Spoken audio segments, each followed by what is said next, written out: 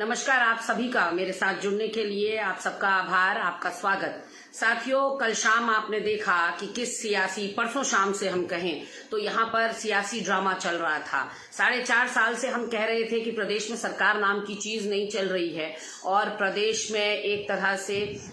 Circus का माहौल 4.5 साल से था। हाईकोर्ट लगातार इस प्रदेश को संचालित करने का काम कर रहा था। परसों उसने एक नया मोड़ लिया और भाजपा के 4 महीने के मुख्यमंत्री तीरथ रावत जी ने अपना इस्तीफा राज्यपाल महोदया को सौंपा। उसके बाद कल इनकी 3 बजे विधानमंडल की बैठक हुई जिसमें कि इन्होंने पुष्कर धामी को अपना मुख्यमंत्री चुना, अपना नेता चुना सभी ने। लेकिन उसके बाद से ही आप देखिए लगातार घमासान है कि खत्म होने का नाम नहीं ले रहा है। मैं अपने विश्वसनीय सूत्रों के जरिए आपको बता रही हूँ, लगातार डिबेट्स में भी जुड़ रही हूँ, इसलिए भी काफी कुछ अपडेट मेरे पास है। यशपाल आर्या जी के आवास पर सतपाल महाराज, हरक सिंह रावत जी, बिशन सिंह चौफाल जी यानी कि जो नाराज लोगों का एक क्लब है वो क्लब एकत्रित हो रखा है और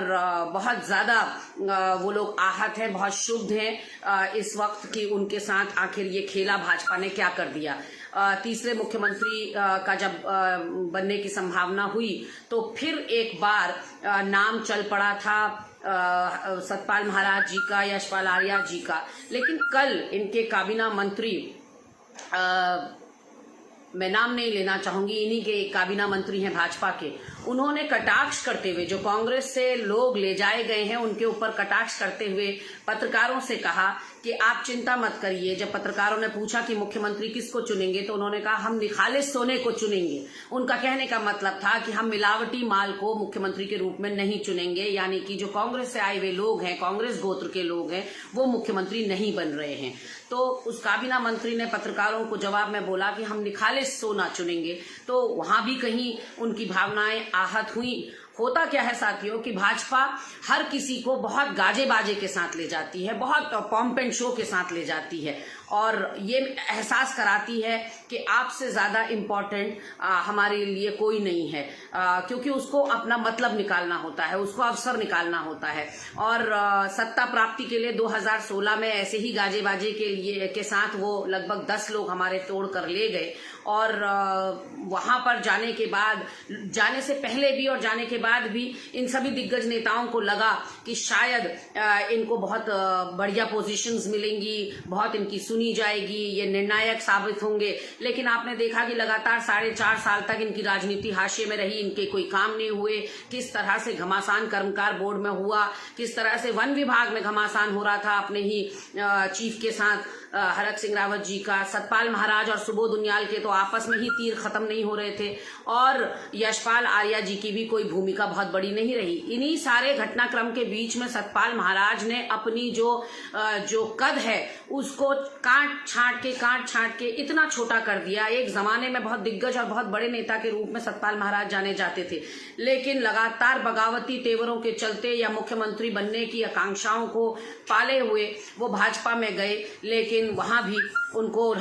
जिस तरह का मुंह की खानी पड़ी वो आपके सामने है और देखते ही देखते त्रिवेंद्र रावत सरकार में उन्होंने मंत्री पद स्वीकार कर लिया, फिर तीरथ रावत पद में सरकार में भी मंत्री पद लिया और अब हाल ये है कि 2 बार के विधायक और बिल्कुल अपने सामने नौजवान नेता के अधीन वो मंत्री पद स्वीकार करने के लिए कतई तैयार नहीं है। सुनने में आ रहा है साथियों कि ये 4 के 4 लोग हाईकमान से अपने प्रदेश नेतृत्व से नाखुशी जाहिर कर चुके हैं और साफ तौर पर ये कह चुके हैं कि हम पुष्कर धामी के अधीन मंत्री पद नहीं स्वीकार करेंगे, हम शपथ ग्रहण में हिस्सा नहीं लेंगे। ऐसे में यशपाल आर्या के घर पर लगातार बैठक का दौर जारी है। हरक सिंह रावत, यशपाल आर्या, सतपाल महाराज, बिशन सिंह चौफाल और दूसरी तरफ मदन कौशिक जो इनकी सूबे के अध्यक्ष हैं, उनके आवास पर भी बैठक चल रही है, जिस बैठक में इनके प्रदेश प्रभारी शरीक हैं, जिस बैठक में तमाम लोग और कहा जा रहा है कैटलिस्ट की भूमिका के लिए, यानी कि एक पुल की भूमिका निभाने के लिए धन सिंह रावत को यह जिम्मेदारी दी गई है कि नाराज नेताओं को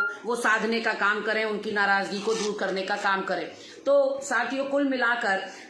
तीसरे आप विजन देखिए भाजपा का, प्रदेश चलाने का तो कोई विजन था नहीं, अब अपना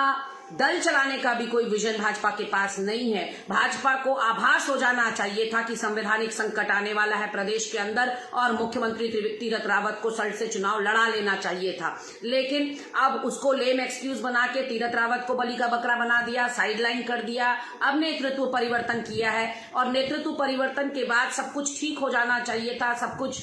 जो तूफान की संभावना थी उस पर भी विराम लग जाना चाहिए था, लेकिन आप देख रहे हैं कि लगातार घमासान की स्थिति बढ़ती ही चली जा रही है। और मैंने कल भी इस बात को, मैंने जो प्रेस रिलीज जारी करी उसमें भी कहा था कि सूरमाओं को साध पाना पुष्कर सिंह धामी के लिए एक बड़ी चुनौती होगी। मेरे शब्दों को फेसबुक पर कई लोगों ने को अटपटा भी लगा और मैंने कहा कि कल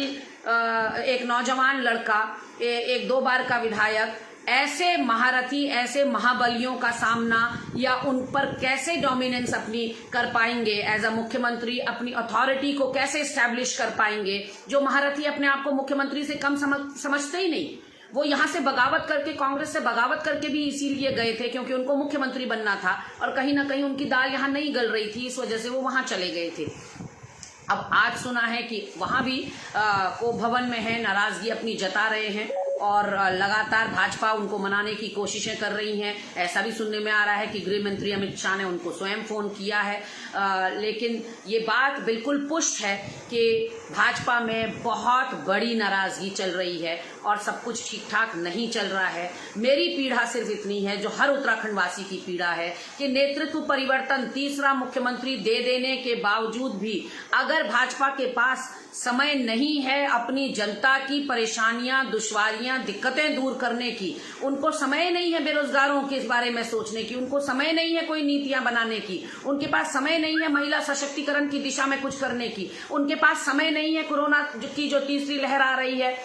उसको भांपने की या उसके लिए कोई तैयारी या व्यवस्थाएं करने की, उनके पास समय नहीं है कि कोरोना संकट में जिन बच्चों ने अपने दोनों माँ बाप खो दिए उन अनाथ बच्चों की सुध ले लें, उनको समय नहीं है कि वो किसानों की सुध ले लें, कर्मचारियों की सुध ले लें, उपनल है, मनरेगा है, दूसरे कर्मचारी हैं। तो कहीं ना कहीं भाजपा के इस पूरे अंदरूनी कलह में, भाजपा की इस अंदरूनी लड़ाई में, इस अंतर्द्वंद में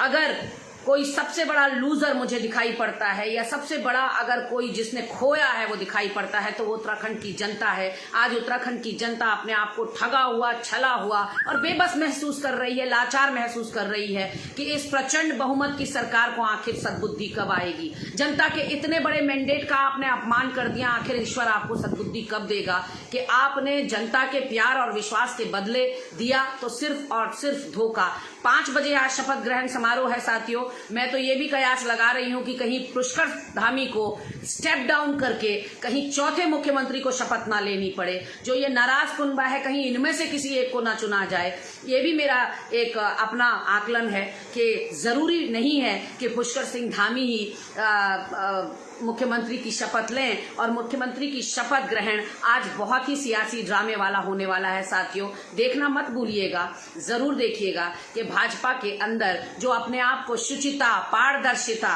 और बहुत ही संस्कारी, अनुशासित पार्टी बताती है, उसका अनुशासन आज आप सबके सामने, मेरे सामने है साथियों। तो निश्चित तौर पर आप सबको मैं ये बात बताने के लिए आई थी आपके समक्ष, क्योंकि बहुत कुछ उत्तराखंड की राजधानी में चल रहा है, राजनीति में चल रहा है, भाजपा में चल रहा है और जो कि टॉक ऑफ द टाउन बना हुआ है, जो कि पूरा का पूरा देश देख रहा है कि यहाँ किस तरह का सर्कस चल रहा है। और न सिर्फ इनके फर्जीवाड़े ने माँ गंगा को, कुंभ को, हरिद्वार को, उत्तराखंड को शर्मसार किया, न सिर्फ इनके महिलाओं के बलात्कार और यौन शोषण ने हमको शर्मसार किया, न सिर्फ हमारे पंडा पुरोहित जो कि हमारे प्रदेश की खुशहाली के लिए मन्नतें मांगते, पूजा करते, अर्चना करते मंदिरों में, आज उनको सड़कों पर लाकर इन्होंने मजबूर कर दिया कि वो जिंदाबाद और मुर्दाबाद के नारे लगाएं। और ना सिर्फ भू कानून के चलते युवा प्रदेश का इनको कोस रहा होता। तो कहीं ना कहीं साथियों मैं बताना चाहती हूँ आपको कि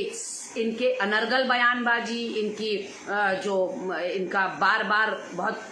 10 गज की लंबी जुबान इनके नेताओं की है, फटी जीन्स से लेकर दूसरे कोरोना जीव तक के इनके बयान, बंशीधर भगत का बयान, वो सारे बयानों ने तो किरकिरी कराई ही कराई। लेकिन अब जो कुछ उत्तराखंड में चल रहा है वो बहुत ही बड़ा सियासी ड्रामा है।